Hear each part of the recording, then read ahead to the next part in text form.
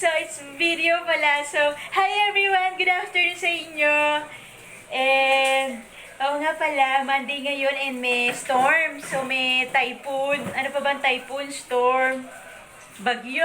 Yun. So, may bagyo. So, yung mga estudyante walang pasok.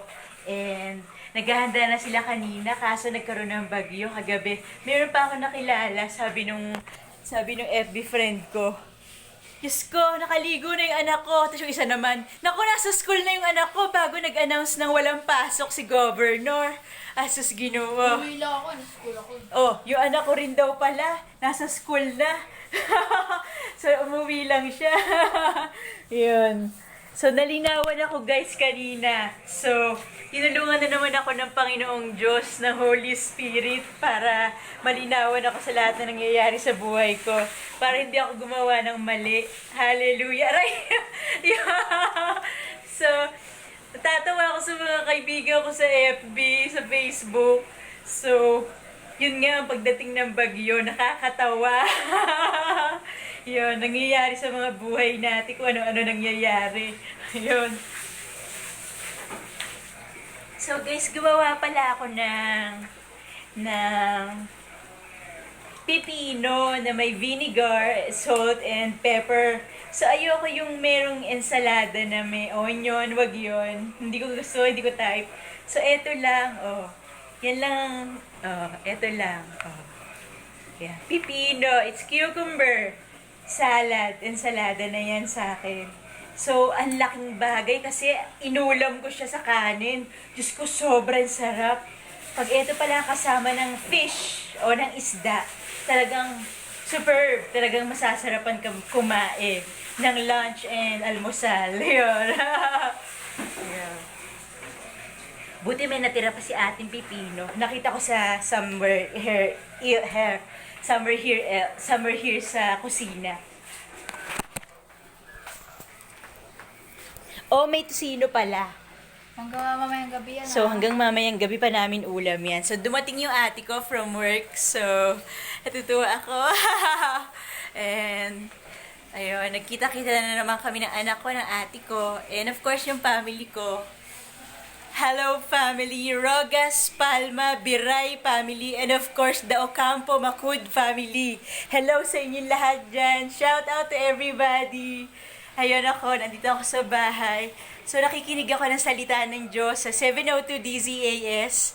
And natutuwa ako sa buhay ko ngayon cause marami ako nalalaman na totoo, na walang lies, na nakapanaig sa akin. Nalalaman ko yung katotohanan and sa tulong ng Holy Spirit. Yon. And sobrang saya ko. Hallelujah. Though, minsan malungkot. It's part of life. So, bibigay sa atin ng Diyos yan para maranasan natin lahat ng goodness ng Diyos sa buhay natin. Hallelujah. So, si ate papasok na. So, natulog lang siya dito. So, sa St. Luke's, so, papasok ni ate ko. And yung anak ko, ayun, mag-internet, gagawa ng mga bagay sa YouTube, saka ba? Instagram, Insta, yun. And ako, gumagawa ko ng vlog ng mga nararanasan ko sa buhay.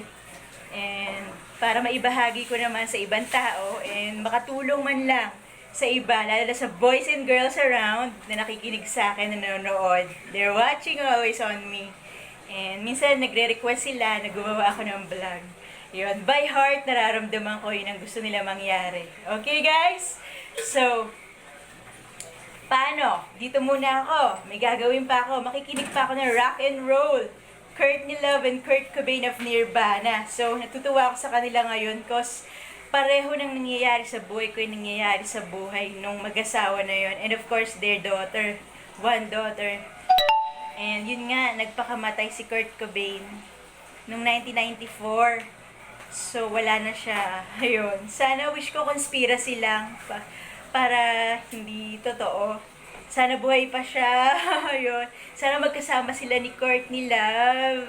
Sana buo yung pamilya niya. Thank you, Lord. And sana mangyari din sa akin. Ayun. Sana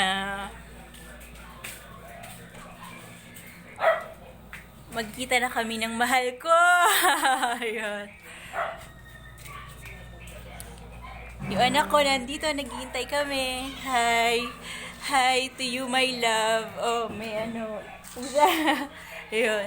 And here's the mga umbrella na kahanda na for use mamaya pag umulan. So, wala na yata bagyo. Tapos na.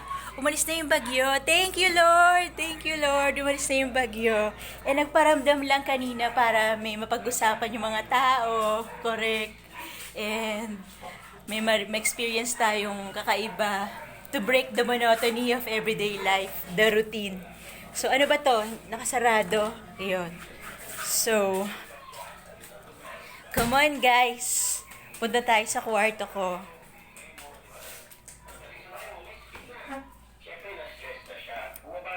There. So, hello, in my room.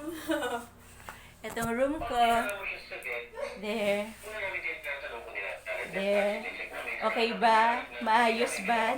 Ayos ko talaga yan every week. I see to it na may iba-iba yung positions ng mga muebles, mga furnitures, cause para laging new, something new in every day. Woo! Para masarap. So, that's it, guys. So, paano? Mag-aaral muna ako ng salita ng Diyos. So, sa Bible. Tatlong buwan na nakuha niyo yung tuta.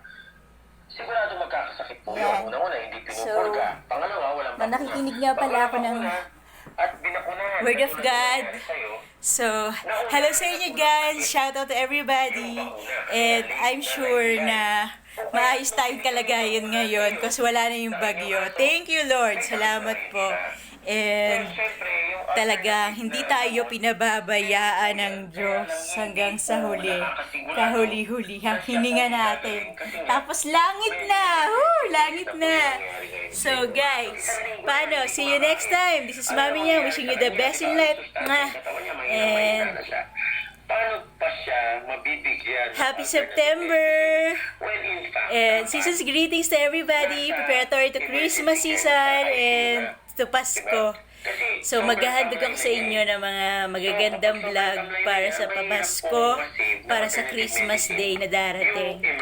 This season of greetings for everybody to watch. So love you all guys. See you next time. Bye! Mwah!